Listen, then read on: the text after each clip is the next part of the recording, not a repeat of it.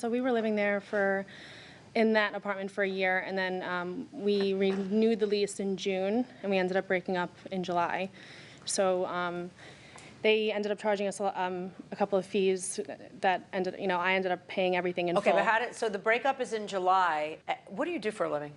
I'm the executive assistant to a CEO of a cancer center. How do you find the time to work out those arms?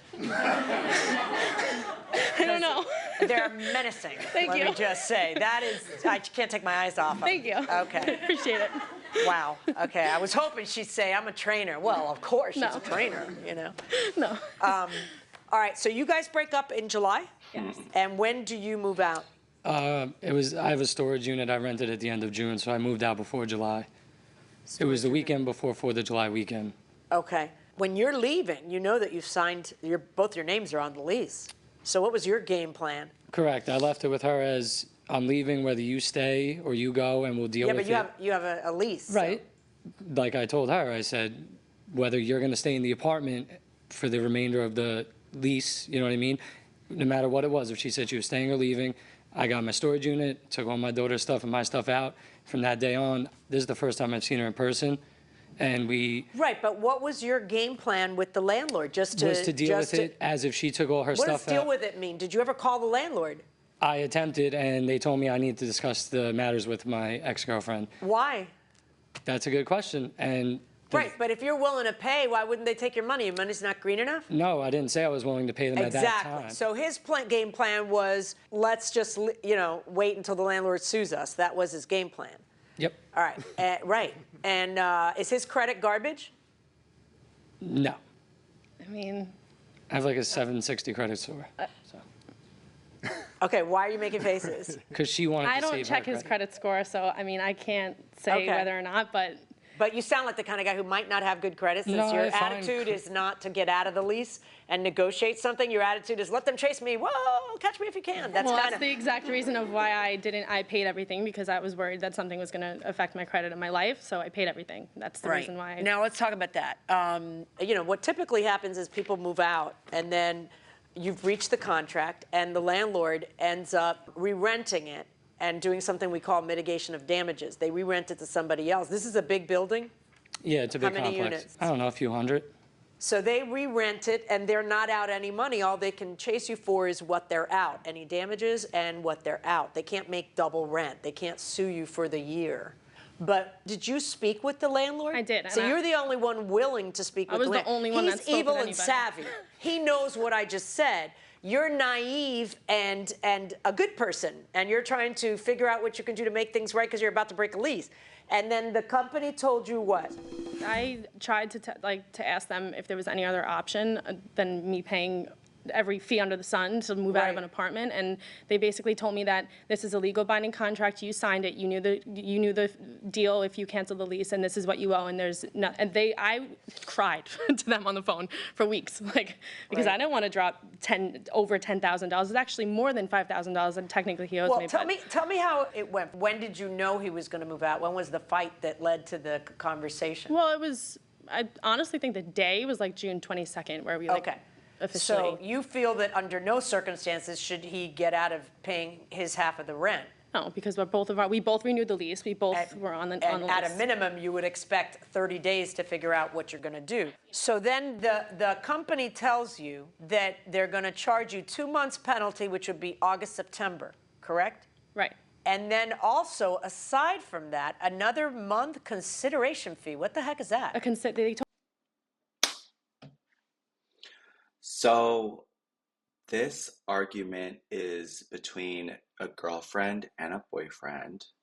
I guess it really doesn't matter what type of couple it is, but one decided to leave and one had to stay. And the boyfriend did not care if they got sued months to a year later. And now the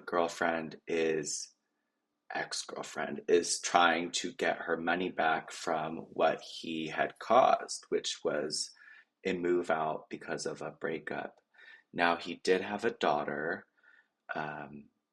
The apartment complex lessor wanted a bunch of fees and is wanting all of the money that they would have paid during the lease. Now, this becomes hard because when you're in a lease with somebody, you're expecting them to pay their portion that they agreed upon, whether it be a roommate or whatever, someone has a bigger room than you, master shower, that sort of thing. When someone stops paying and then it's all left on you, I mean, America is paycheck to paycheck, especially in an apartment community. A lot of people don't have extra money just to blow to live on their own. So you kind of take down the person that you're rooming with or someone that's rooming with you when they decide to leave. If the relationship goes sour, you actually screw your friend over. Any relationship, roommate, that's a close proximity to their bed. You are essentially dating them.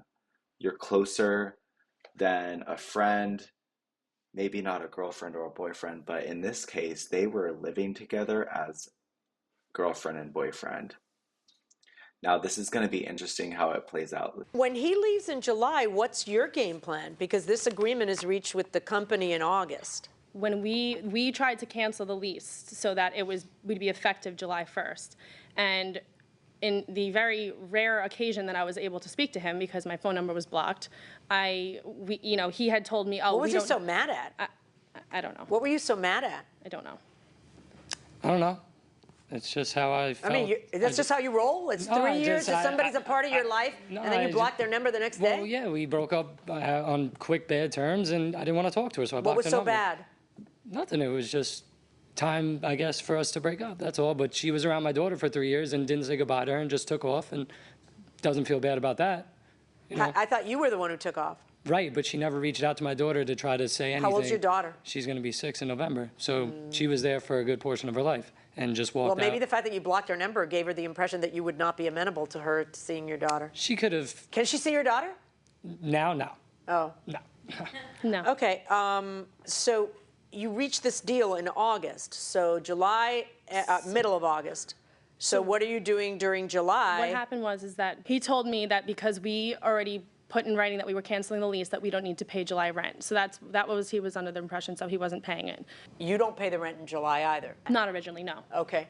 Then August 1st comes in, you also don't pay August 1st. Oh, I paid August 1st because I figured out before August 1st that we owed July. So I paid July in full, plus all the other fees that we owed for not paying. And then I paid August by myself and September by myself. Okay, so, I asked you earlier, and I want to ask you again, when I'm looking at the agreement that you have with a company, and it purports to have his signature on the bottom of it, is it your testimony that he signed that, or did you sign it to get the deal done? We both signed the sheet to end the lease. And he had signed one before that one as well. Okay. So that agreement to cancel the one lease. that says we'll owe you 10 grand, he agreed to that? Yes, and we both signed the one prior to that also. Yes, I could show you my signature on another paper. Looks nothing like that. This is dated August 13th. Hold on. Go we ahead. both were in agreement to cancel the lease, and It's not of course, the lease is over, your relationship's over. You want to break the lease. That wasn't my question over and over again to you. My question to you is, did he sign that? I believe so, yes. I don't remember me ever signing anything. Because the guy's a jerk. He's not going to sign that. I know that man didn't sign that. I know you forged it because you think that guy who wants to agree to nothing, who doesn't care to call the landlord, who doesn't care to get out of anything, you think that guy is going to agree to 10 grand? No, you're the guy who agrees to 10 grand. And then, since they give you the paperwork, you probably just forge his signature because you really don't want your credit ruined. Does that sound more like it, maybe? I honestly, we both signed. I signed so many papers, and so did he, and we both, Did you sign this? Nope. It's dated August 13th. I haven't seen her since the end of June. I did not sign that paper. So we have a case where somebody forged a cancellation of a lease, which would have been 10 grand. Now, legally and morally, he should have been there for her to figure out how to end that lease. Morally, he is stepping out and didn't want to pay and doesn't want to pay. And now she has a case against her with forging a document to settle for 10 grand, which legally obligates him on the paper. So now we have a case with fraudulent signatures. Let's check it out. Numerous places. I don't believe that that is your signature. Then what I have to do is try to figure out what money should he be paying, what money would be his half of a fair and appropriate disposition. Which is what I said typically originally. happens is that you move out and then they re-rent it, and usually they should be able to re-rent it sooner than 4 months, which is what you ended up agreeing to. A judge would end up allowing before they expect the landlord to mitigate damages. But I am ordering him then to pay the plaintiff $3,107.50, which represents his part of the big July fee and the 2 months in rent that he should expect to have to pay when he breaks a lease. That's my verdict. So we have a case where the boyfriend left and has to pay $3,000 because he stepped out and didn't want to continue the relationship. The girl did not want to have a cancel on her credit, so they went ahead and tried to cancel it. Now, I feel like this is typical in most straight relationships. As a matchmaker, as someone that works in the LGBT plus community, I feel like straight relationships are not any different when it comes down to money and leases. When one person is not into it anymore, they will do anything to get out of it. I've been in the same situation most recently, and I've wanted to step out, and reapplying for a new apartment, getting in, redecorating. It's such a hassle, but this guy took it to, balls to the wall, sayonara, I'm not going to be here anymore. It just sounds like he was over her. Maybe the sex was not that great. She's a pretty girl. He's a good looking guy. I don't know what the problem was, but he had a daughter and took his daughter out of their home and used that against her because she did not try to contact his daughter. I mean, he was already gone at that point. So I don't know. He seems like a weird guy. I feel like he had a great life, but